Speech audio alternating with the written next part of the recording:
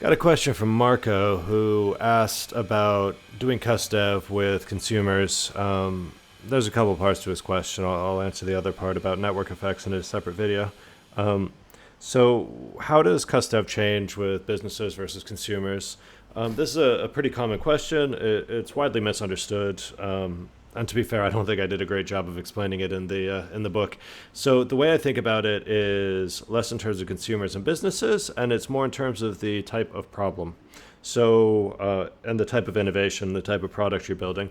So the easiest side, where cusdev is super reliable in terms of giving you a signal and validating it, is when it's a well-known, well-defined, unsolved problem. So business software is usually in this category. They know exactly what they need. It's a problem. They don't have the product, or the other options don't work for them for whatever reason. They can tell you. They can tell you what they're going to pay. They can tell you the budget. Makes things really simple. You get a nice, clear signal.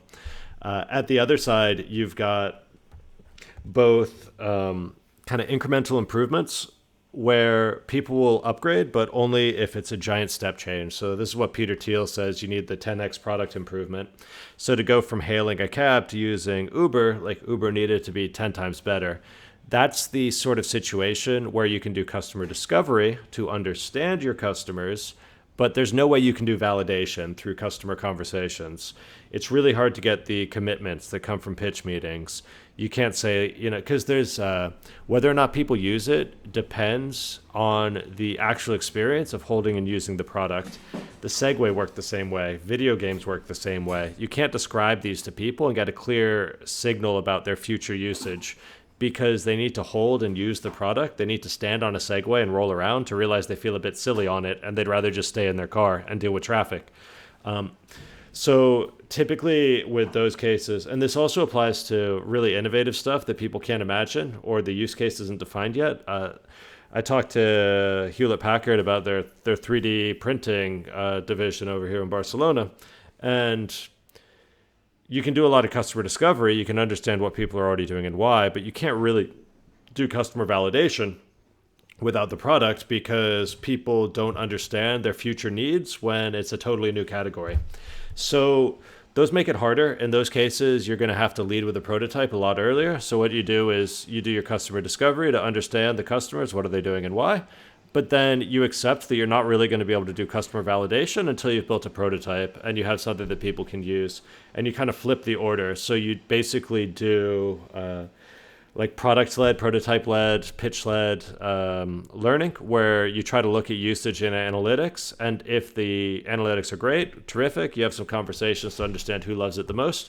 This is what Pinterest did. They realized that designers and wedding planners were the ones who were most active on their first prototype. So they spent some time with those people to try to understand why they liked it and why that was such a compelling use case. And then they were able to strengthen for those and then expand out from there. Or if people aren't using it, you can try to talk to them to understand non-consumption. It's really hard to get people to agree to a conversation about non-consumption, because kind of by definition, they don't care enough about your product to use it, and they don't really feel like they need to do you a favor. But usually you can find the friendliest subset of the people who aren't using it, the people you happen to know or have a connection to. And you can dig in and get a few conversations with them, and hopefully that's representative of the broader non-consumption. And then that insight guides your next. Again, they won't tell you exactly what's wrong. They won't tell you exactly how you need to fix it, but they can help you understand what they were thinking, why they behaved that way. Then you can take another crack at the product.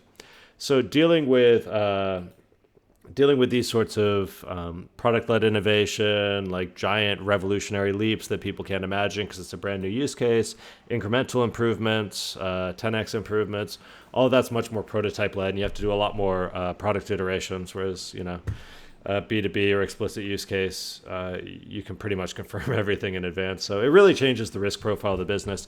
If you've already committed to an idea, you're sort of stuck and you kind of make the best of what you've got.